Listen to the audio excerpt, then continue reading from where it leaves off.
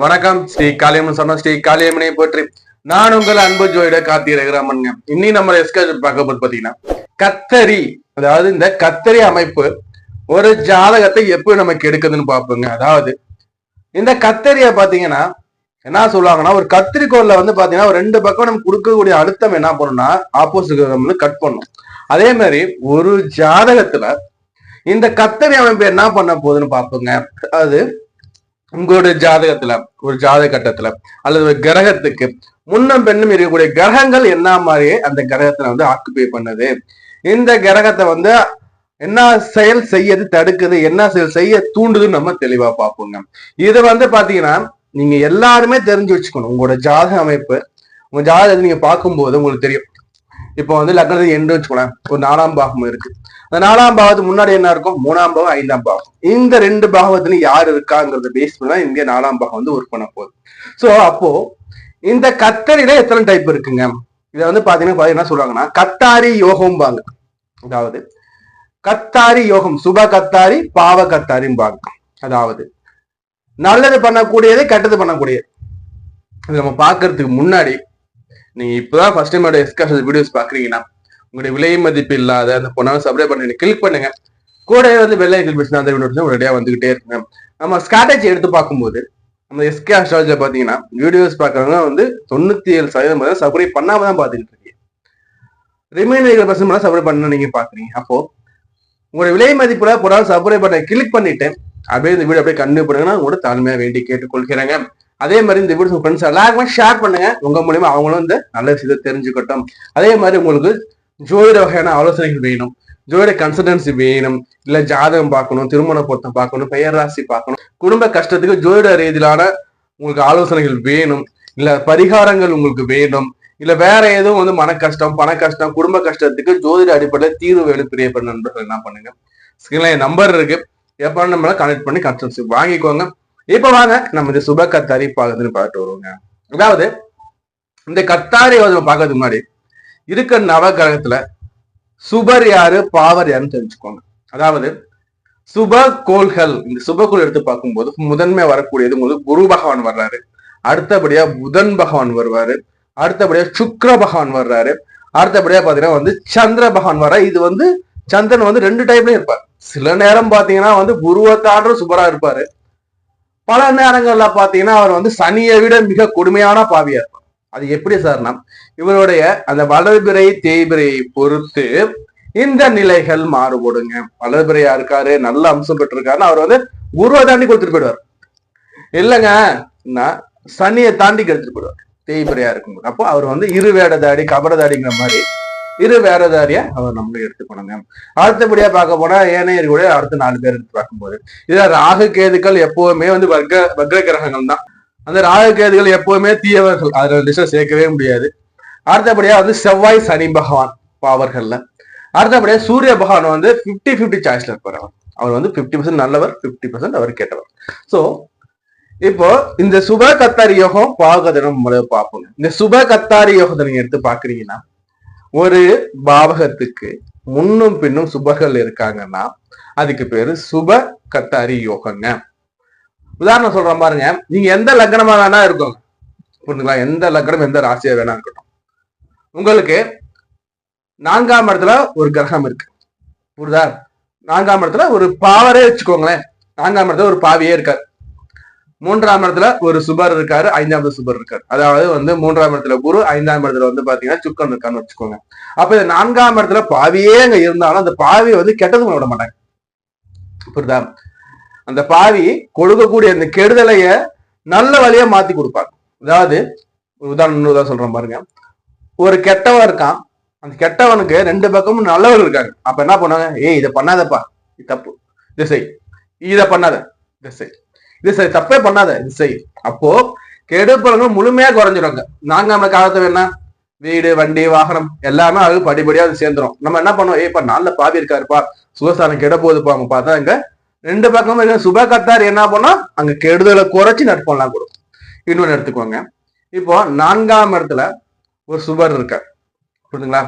அடுத்தபடியா பாத்தீங்கன்னா வந்து 3ஆம் இடத்துல சுபர், அடுத்தபடியா பாத்தீங்கன்னா வந்து 5ஆம் இடத்துல சுபர் இருக்கார். அதாவது தெளிவா சொல்லணும்னா உங்களுக்கு வந்து பாத்தீங்கன்னா வந்து மிதுன வீட்டுல வந்து சுக்கிரன் இருக்காரு, கடக வீட்டுல குரு இருக்காரு, அடுத்தபடியா வந்து உங்களுக்கு வந்து சிம்ம வீட்டுல வந்து சந்திரன் இருக்காரு, வளர்பிறை சந்திரனா இருக்காரு.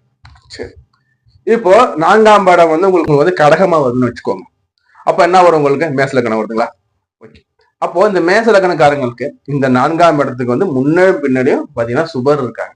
அப்போ என்ன நடக்கும்? இந்த ஜாதகருக்கு பாத்தீங்கன்னா அவர் கஷ்டப்படாமலே வண்டி, வாகனம், வீடு, நல்லா தாயார் உறவு முறை, தாயார் அன்பு ஈஸியா கிடைக்கும். புரியுதுங்களா? அதே மாதிரி உயர்கல்வி, பட்டப்படிப்பு, மேற்கல்வி படிக்கிறது, நல்ல மனைவி, வாழ்க்கை துணை அமைகிறது, நல்ல வேலை, அப்படியே வந்து அவருக்கு வந்து பாத்தீங்கன்னா 1 by 1 அவர் நல்லா நடந்துகிட்டே இருக்கும். ஏன் சார்னா மிகுதியா கொடுத்துருவாங்க. வேண்டாம் வேண்டாம் மிகுதியாக கிடைக்கும் ஜாதகம். ஏன்னா முன்னாடியும் சுபர், பின்னாடி ஒரு சுபர், இவரும் கொடுப்பாரு, இவரும் கொடுப்பார், இவரும் கொடுப்பார். இந்த அமைப்புள்ள ஜாதகருக்கு அந்த குரு மகாதசை வருதுன்னா என்ன நடக்கும்னா, 4ஆம் இடத்து குரு இல்லையா, உச்ச குரு இல்லையா, முன்னாடியும் பின்னாடியும் அவங்க சுபர் இருக்காரு இல்லையா, அப்போ ஜாதகர் நல்ல டாப்ல கொண்டு வச்சு. சரி, இது மட்டும்தானா சார்? பாவத்து மட்டும்தான் முன்னும் பின்னுமானா இல்ல. இப்போ ஒரு நட்சத்திரத்துல எடுத்து பார்க்கும்போது ஒவ்வொரு ராசினும் பாத்தீங்கன்னா 3 நட்சத்திரங்கள் இருக்கும். புரியுதுங்களா? அப்ப அந்த 3 நட்சத்திரத்துல எடுத்து பார்க்கும்போது நட்சத்திர வகையில முன்னும் பின்னும் இருக்காங்கன்னா கூட உங்களுக்கு வந்து அங்க இது சுப கத்தாரி யோகம் செயல்படுங்க. அடுத்தபடியா இந்த பாவ கத்தாரி யோகம் என்ன பார்க்கணும்? இந்த பாவ கத்தாரி யோகம் என்னன்னா, இந்த சுப கத்தாரி வந்து அப்படியே ஆப்போசிட் வரக்கூடியது பாவ கத்தாரி யோகம். அப்ப என்ன சார் பண்ண போகுதுன்னா, ஒரு சுபரசுக்கு முன்னும் பின்னும் பாத்தீங்கன்னா பாவர் இருக்காங்கன்னா பாவ கத்தாரி யோகம் சார். நீங்க எந்த லக்னமா வேணா இருந்துக்கோங்க. புரியுதுங்களா? உங்களுக்கு 4ஆம் இடத்துல ஒரு சுபர் இருக்கார், நல்ல உச்ச வலுவிலேயே சுபர் இருக்கார். அதே மேச லக்னமே எடுத்துக்கோங்க. 4ஆம் இடத்துல குரு வந்து நல்லா ஆட்சி உச்சமா இருக்கார். புரியுதுங்களா? அடுத்தபடியா இடது 2 பக்கமும் பாத்தீங்கன்னா, இந்த பக்கம் வந்து ராகு இருக்காரு, இந்த பக்கம் பாத்தீங்கன்னா வந்து சனி இருக்கார். அதாவது 3ஆம் இடத்துல ராகுவும் 5ஆம் இடத்துல சனியும் இருக்கார். இங்க கடகத்துல குரு உச்சமா இருக்கார். அப்ப இங்க என்ன சார் நடக்கும்னா, இந்த குரு உச்சமாக இருந்தாலும் 2 பக்கம் பாவர் போட்டு நசுக்குவார். அப்போ அந்த குரு வந்து தன் உச்ச வலிமையும் உச்ச பவரை கொடுக்க அப்படியே திண்டாடுவார். ஜாதகருக்கு செய்யணும் செய்யணும் பார், ஆனா தடங்கள் வந்துகிட்டே இருக்கும். வீடு வாங்க போவாரு, நாளைக்கு வாங்க, நாளைக்கு வாங்க, அடுத்து பணம் வாங்குற சிக்கல், பத்திரப்பதிவுல சிக்கல், புரிதல் போதுமோ படாத பாடுபட்டு அந்த வீடு வாங்க. அப்போ எனக்கு குரு உச்சமாச்சு சார், எனக்கு நாங்க உச்சமா இருக்கா சார், நாங்க உச்சனோட தசை நடக்குதா சார், உச்ச தசை நடந்தாலும் இந்த குரு வந்து தன்னோட சுப பலனை கொடுக்கறது தடுமாறுவார், முடியாது. இந்த பக்கமும் இடிப்பாங்க, இந்த பக்கமும் இடிப்பாங்க. புரியுதா? அப்போ இந்த பக்கம் ராகு இடிக்கிறாரு, இந்த பக்கம் சனி இடிக்கிறாரு, குரு அப்படியே தடுமாறுவார். தன்னோட பலனை எப்படியாச்சும் கொடுக்கணும் ஜாதகம்னு போராடுவார் தவிர ஆனா வந்து கொடுப்பார். அது முழுமையான பாட கொடுக்க முடியாது. ஏன்னா இதுக்கு பேர் தான் வந்து பாவ கத்தாரியம்.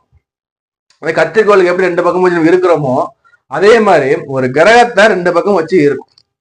புரியுதா? சரி, இன்னொன்னு சொல்றேன் பாத்துக்கோங்க. ஒரு ஜாதகத்துல ஒருத்தருக்கு 4ஆம் இடத்துல ஒரு பவர் அமர்ந்திருக்காங்க, 6ஆம் இடத்துல ஒரு பவர் அமர்ந்திருக்காங்க, 8ஆம் இடத்துல ஒரு பவர் அமர்ந்திருக்காங்க, 10ஆம் இடத்துல ஒரு பவர் அமர்ந்திருக்காங்கன்னு வச்சுக்கோங்க. 4 பாவை வரிசையா அமர்ந்துட்டான். எப்படியே 4, 6, 8, 10. அப்போ இந்த ஜாதகம் என்ன சார் பண்ணுவாருன்னா, 4க்கும் 6க்கும் இடையில ஒரு சுபர், அந்த 5ஆம் பாவகம், அங்க 5ஆம் பாவம் நசுக்கப்படும். 5ஆம் பாவம் வகையா வரக்கூடிய அந்த பூர்வ புண்ணியங்கள், தகப்பனாதி வர்க்கத்தோட சொத்து, தகப்பனாதி வர்க்கத்தோட அந்த ஒத்துழையாமை எல்லாமே அவருக்கு வந்து அங்க சிக்கலாய் நிற்கும். அடுத்தபடியா பாத்தீங்கன்னா வந்து மிக முக்கியமான 7ஆம் சாம், கூட்டாளி, நட்பு, தொழில், மனைவி, இந்த இடம். அப்போ இங்க 6க்கும் 8க்கும் இடையில 7 மாட்டி நசுக்குது. அப்போ என்ன பண்ணுவாங்க, 7ஆம் இடத்துல நல்ல சுபரே அமர்ந்து இருந்தா கூட, நல்ல பாவம் பெற்று இருந்தால் கூட இந்த பாவக்கத்தை நசுக்குவாங்க. மனைவி வகையில பிரச்சனை, கல்யாணம் ஆகிறது குதிரை கொம்பா இருக்கும், நண்பர் நல்ல நண்பர் கிடைக்கிறது ரொம்ப கஷ்டமா இருக்கும், நம்ம அவன் ஏமாத்துவான், கூட்டுத்தொழில் லாபமே இல்லை சார், எனக்கு எவ்வளவோ பண்ற சார், லாபம் இல்லை சார். சோ இங்க 2 பக்கமா இட்டிக்கிறாங்க. அடுத்தபடியா பாத்தீங்கன்னா 8க்கும் 10க்கும் பாவி உட்காந்துன்னா இடையில 9ஆம் இடம், தகப்பன் ஸ்தானம் பாதிக்கப்படுது. பூர்வீகத்தை அனுபவிக்கவே முடியல சார், பாக்கியத்தை அனுபவிக்கவே முடியல சார், நிம்மதியா தூங்க கூட முடியல சார், நிம்மதியா ஒரு டிராவல் பண்ண முடியல சார், பயமா இருக்கு சார், எனக்கு எப்ப என்ன நடக்கும்னே தெரியல சார், எனக்கு அப்பாவா 2 சொத்துக்கு வரவே இல்லை சார், அப்பா என்னை கண்டுக்கவே மாட்டாரு சார், அப்பாவுக்கு உடம்பு சரியில்லாம இருந்துகிட்டே இருக்கு சார், எனக்கு நான் வந்து எது செஞ்சாலும் தடைகள் வந்துகிட்டே இருக்கு சார், எனக்கு 9ஆம் நல்லதா சார் இருக்கு, நல்ல சுபர் அமர்ந்திருக்கா சார், உச்ச கூட இருக்கா சார், ஆனா எனக்கு தடைகள் வந்துகிட்டே இருக்கு சார், இங்க 8ஆம் இடமும் அந்த 10ஆம் இடத்துக்கு பாவியும் போட்டு குத்துறாங்க. இந்த 10 வீல் லாரி இருக்கும் பாத்தீங்களா, அந்த 10 வீல் லாரில பேக்ல பாத்தீங்கன்னா 2 சடா போட்டிருப்பான். 4 + 4 வீல் இருக்கும். இல்லையா, சென்டர்ல கேப் இருக்கும். இதுல இந்த பாவகத்தாரி யோகனை எடுத்து பார்க்கும்போது அந்த சென்டர்ல ஒரு கிரகம் மாட்டிக்கிச்சு. இந்த பக்கம் ஒரு பாய், இந்த பக்கம் பாய், 2 பேரும் நசுக்கும் போது சென்டருக்கு என்ன பண்ணுவான் சொல்லுங்க? ஒண்ணுமே பண்ண முடியாது. அப்ப என்ன போய் பவரா காட்டும்? இங்க இது அமுக்கும், இந்த டயர் அமுக்கும், இங்க இந்த டயர் அமுக்கும், இதெல்லாம் தாண்டி தான் உங்களுக்கு செய்ய போற. சோ இது அதாவது சுபர் பாவர் 2 இருக்கு. 2 பக்கமும் சுபர் அமைஞ்சு இடையில ஒருத்தன பாவியை போட்டாம என்ன ஆகும்? பாவம் பண்ண முடியாது, கெடுக்க முடியாது. இது 2 பக்கம் பாவி அமர்ந்து இடையில நல்லா உட்காந்தானா அதனால செய்ய முடியாது. சிம்பிளா புரிஞ்சுக்கோங்க. இது ஜாதகம் பாக்குறதுக்கு உங்களுக்கு எளிமையா இருக்கும். இதெல்லாம் தெரிஞ்சுட்டோம்னா பலன் சொல்றதுக்கு ரொம்ப ரொம்ப உங்களுக்கு ஈஸியா இருக்கும். அதே மாதிரி உங்களோட ஜாதகத்தை நீங்க எளிமையா பாக்குறதுக்கும் உங்களுக்கு இது ஈஸியா இருக்கும். சிலருக்கு பாத்தீங்கன்னா நல்ல உச்ச குருவாலாம் இருக்கும். செவ்வாய் உச்சமாயிருப்பா, முன்னாடி பாவி உட்காந்துருப்பார். இல்ல குரு உச்சமாயிருப்பா, முன்னாடி பாவி உட்காந்துருப்பார். இது ஒண்ணு. அடுத்தபடியா பார்த்தா நட்சத்திர வகையிலயும் இருக்கும். கட்டத்துல மட்டும் இல்ல, நட்சத்திர வகையிலயும் இருக்கும். அப்ப நட்சத்திர வகையில எப்படின்னா ஒரு ராசி கட்டத்துல 3 நட்சத்திரம் இருக்கிறது பாத்தீங்களா, 1ஆம் நட்சத்திரத்திலையும் 3ஆம் நட்சத்திரத்திலையும் பாவி உட்காந்துருப்பாங்க. 2ஆம் நட்சத்திரத்துல இடையில பாத்தீங்கன்னா சுபர் இருக்காங்க. அங்க இருந்து கத்திரி இருக்கும், பாகு ஆக்டிவேட் ஆகும். சுபகத்திரி எப்படி சார்னா 1ஆம் நட்சத்திரத்திலையும் 3ஆம் நட்சத்திரத்திலையும் சுபர் இருப்பாங்க, இடையில ஒரு பாவி இருப்பாங்க. அப்ப சுபகத்திரி அங்க அப்ளிகபிள் ஆகும். இல்ல 3துலயும் சுபர் இருக்காரு, ரொம்ப சூப்பர், சுபகத்திரியும் அங்க வேலை செய்யும். ஒண்ணும் இல்லைங்க, ஒரு பாவத்துக்கு முன்ன பின்ன சுபர் இருந்தாங்கன்னா சுபகத்திரி யோகம், புரிஞ்சுங்களா? முன்ன பின்ன பாவி இருந்தா பாவு கத்திரி யோகம். இவ்வளவு தாங்க, சிம்பிளா புரிஞ்சுக்கோங்க. உங்களுக்கு ஜோதிட சம்பந்தமான விஷயங்கள் தெரிஞ்சுக்கணும், இல்ல ஜோதிடம் பார்க்கணும், ஆரோடம் பார்க்கணும்னு நீங்க பிரியப்பட்டீங்கன்னா நம்பருக்கு நம்ம கான்டெக்ட் பண்ணி தெரிஞ்சுக்கோங்க. நான் உங்களுக்கு வேற ஒரு வீடியோ சந்தேகம் சொல்லி உங்களுக்கு விடைபெறலாம்.